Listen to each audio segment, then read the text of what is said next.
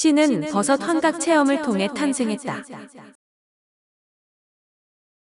버섯은 인간 역사에서 가장 오래된 약물 중 하나인데 인간이 버섯으로 최초의 환각 체험을 시작한 것이 언제인지 정확히 말할 수 없지만 7천년 전의 동굴 벽화를 보면 실로시빈 함유 버섯으로 보이는 것이 있습니다. 대략 6천년 전에 스페인의 또 다른 동굴 벽화에는 다른 종의 환각 버섯이 그려져 있는데 9천년 전에 인간은 야생 동물들 속에서 서 있을 틈이 없었습니다. 힘들게 늑대와 싸운 인간이 왜 술을 마시고 싶어 했는지 아는 것은 쉬운데 술은 고통을 무디게 만들고 호전성을 증가시키지만 버섯을 많이 섭취하는 것은 맹수들과 싸우는 것은 고사하고 있는 것 자체를 위험하게 만듭니다. 선사시대의 환각체험은 순전히 유흥으로 하기에는 너무 위험했는데 고대인들은 접신의 방법으로 환각제를 사용했고 그것을 통해 환영을 본 것을 값진 것으로 여겼습니다. 버섯 환각 체험은 기술적으로 인간이 등장하기 오래전부터 존재해왔다는 이견이 있는데 진균류 민속학자 곰팡이 역사학자인 고든 왓슨은 최초로 환각 버섯이 인간 종교의 탄생에 핵심 역할을 했다고 주장했습니다.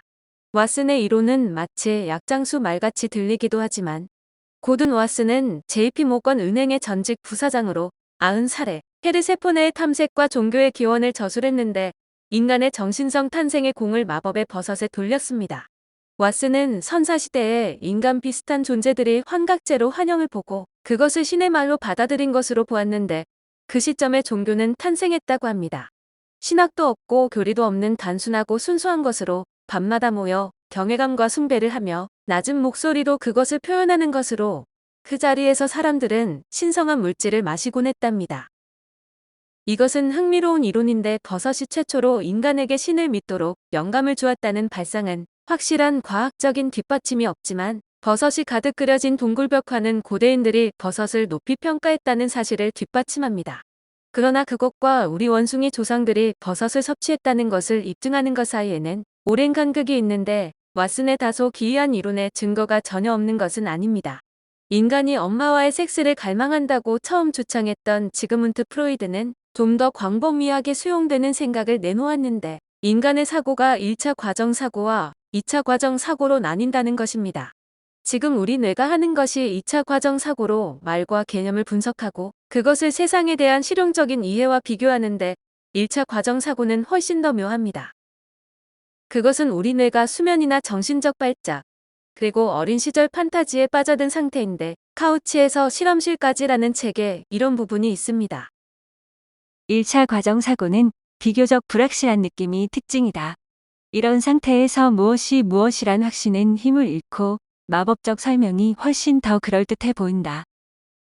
1차 과정 사고는 현상에 대한 기적적이고 환상적이고 종교적 설명을 수용하기 쉬운 마음 상태로 실로시빈 같은 약물은 그런 사고의 최첨단 고속도로 역할을 하는데 뇌 속에서 1차 과정 사고의 존재는 실제로 측정됩니다.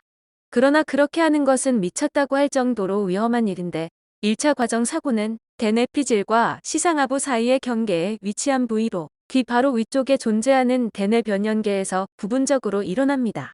그것은 피질 하부에 위치해 너무 깊이 파묻혀 있어 국부적 측정 도구로도 일어나는 일을 상세히 기록할 수가 없어 정확히 알려면 피실험자의 두개골을 자르고 뇌 자체에 전극을 꽂아야 합니다.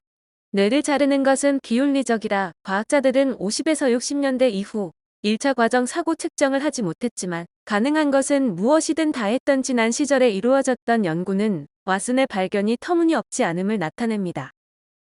2010년에 해리스와 프리스는 이 연구를 다시 분석해 정신발작으로 고통받거나 렘 상태로 꿈꾸거나 환각물질에 취한 사람들의 뇌에서 1차 과정 사고의 신호로 여겨지는 단계적 활성화가 일어나는 것을 발견했습니다. 마음 상태를 바꾸는 약물이 종교적 사고의 발달에 영향을 미쳤을지도 모른다는 것과 그것의 영향을 추적하는 것은 별개의 일인데 그것의 영향을 분명하게 보여주는 것이 힌두교들이 마신 소마라는 음료였습니다. 소마를 찾아서 소마라는 말은 대다수 사람들에게 다음의 둘 중 하나를 의미하는데 하나는 소마라는 브랜드로 팔리는 근육이완제인 카리소프로돌로 일부 사람들이 스트레스를 심하게 받을 때 향락을 위해 와인과 함께 먹기도 합니다. 다른 하나는 올더스 헉슬리의 멋진 신세계라는 소설에 나오는 약 이름으로 디스토피아 유토피아의 반대 세계의 시민들을 환각적 행복의 세계로 유혹하는 데 사용됩니다. 헉슬리는 이것을 참회의 눈물을 흘리지 않고도 기독교 정신에 도달하게 하는 약이라고 기술했는데, 소마에 대한 진실은 헉슬리의 소설이나 일반인들이 근육이완제를 먹기 훨씬 이전으로 올라갑니다. BC 1700년에서 BC 1100년 사이에 세계에서 현존하는 가장 오래된 고문서이자 종교 경전인 힌두교 베다에 소마에 대한 최초의 언급이 있는데, 소마는 문자 그대로 신입니다. 동시에 소마는 다른 신들의 숭배를 받는 신일 때도 있고, 인간과 신이 모두 탐닉하는 환각작용을 가진 식물일 때도 있는데, 소마가 정확히 무엇을 말하는지에 대한 논쟁은 오늘날까지 이어집니다. 대마초라고 하기도 하고 마황이라고 하기도 하고 심지어 겐지스 강의 불이라고도 하지만, 베다의 찬가는 소마가 정화수가 아니라 환각작용을 하는 어떤 물질임을 분명하게 합니다. 싸움의 열정으로 인한 허함에 불이 붙고 드높은 생각으로 시인이 영감을 불어넣고 땅에서 하늘까지의 영혼을 그가 들어올리노라. 그의 선물은 그토록 멋지고 경이롭구나. 인간들이 자신의 혈관 속에서 그리고 크게 부르짖는 환희의 외침에서 신을 느끼노라. 힌두교 문화권의 소마는 다양한 환각성 식물을 지칭하는 광범위한 용어이지만, 학자들은 베다의 찬가에 나오는 소마가 환각버섯인 붉은 광대버섯이라는 가능성을 버리지 않고 있습니다.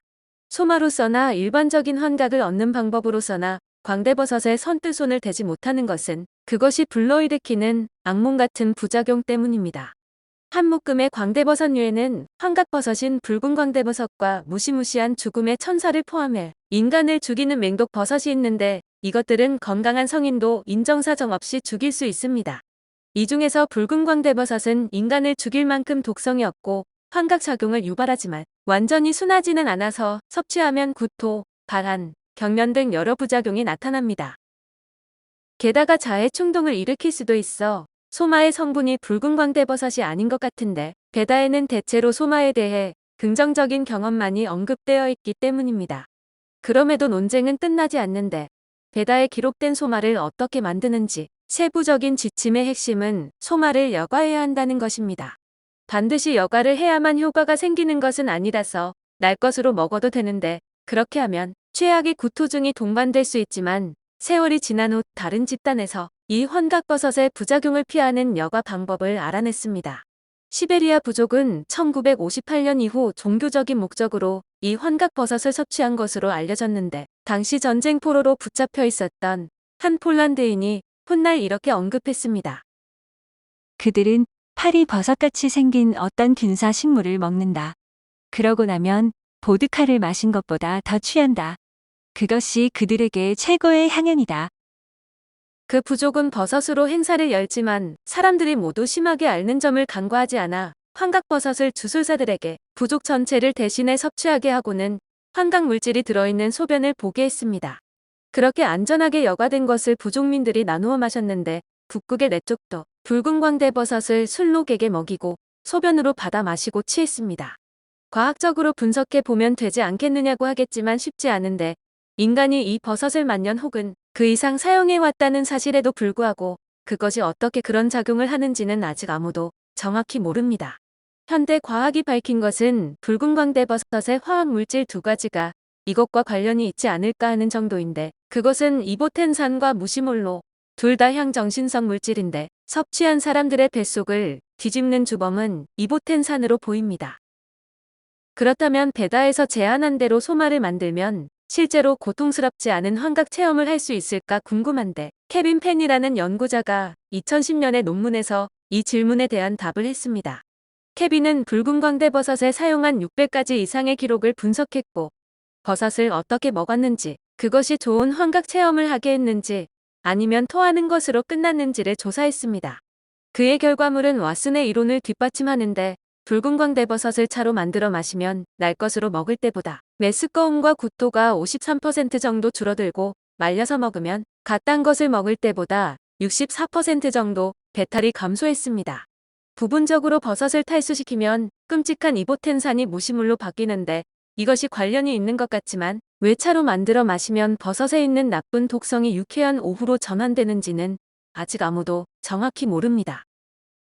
페니가 발견한 것은 고돈 왓슨의 이런 주장이 옳을 가능성이 높다는 것인데, 힌두교 신들이 선호했던 고대의 소만은 기록에 남겨진 최초의 약물 중 하나로 붉은 광대버섯을 특별한 레시피로 준비한 것이었습니다.